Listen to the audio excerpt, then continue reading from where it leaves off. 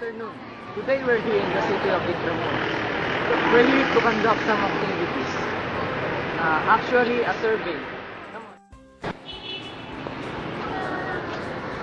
Sir, Yun. sir.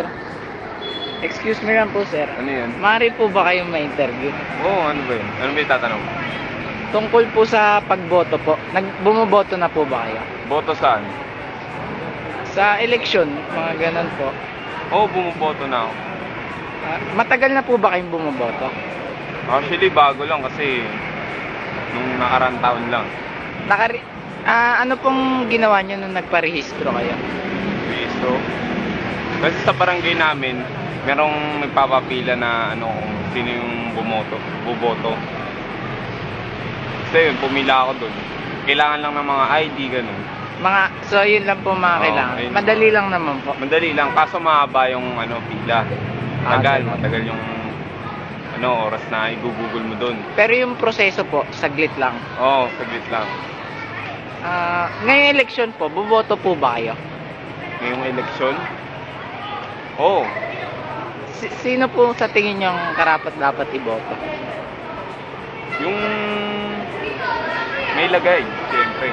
Kasi ako, nagpapalagay ako sa mga mga politikong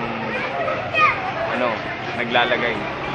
Kasi kailangan din namin ng pera kasi sa pamilya, ganun, sa mga anak. Ganun po ba, sir? Practical na po talaga, sir, no? Kailangan talagang ng pera. Kaya ginagawa ko yun. Salamat po, sir, sa Sige, inyong ingat. opinion. Sige. So, we will continue to conduct our survey and find more people. Ayun si Kuya. Kuya, pwede po ba kayo may istorbo? Tungkol saan? May mga itatanong lang po ako. Ayos lang po ba? Bumoboto na po ba kayo? Hindi pa ako registrado eh. Ilan taon na po kayo, Kuya? 18 pa lang ako. Ganun po. So, balak nyo po ba magparehistro ngayong taon? Wala ko. Kasi gusto ko rin magbumoto eh. Para saan po ba't bumoboto tayo? Para may boto yung mga karapat-dapat na Ganun. halimbawa lang, yung mayor, mga ganun. Kailangan po yung yung maayos talaga. Oo, kasi yung iba, bumuboto lang dahil gusto ng pera, ganun. Papalagay.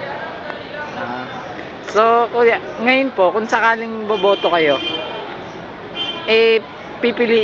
sa election po, pipiliin nyo na po ba talaga yung talagang karapat-dapat? Oo. Desidido na po ba kayong bumoto? Oo, gusto ko na kasi yung iba sa amin, ipapalagay lang, para lang magkapera, bumuboto sila. Pero Kuya, may alam ka na po ba kung paano magparehistro? Wala pa eh. Gusto ko sanang magpasama eh, sa kakilala ko. Wala pa po kayong alam kasi ako rin po, gusto ko rin pong bumoto eh. Wala pa po. Wala. Sige, salamat na lang po, Kuya. Sige. Sige.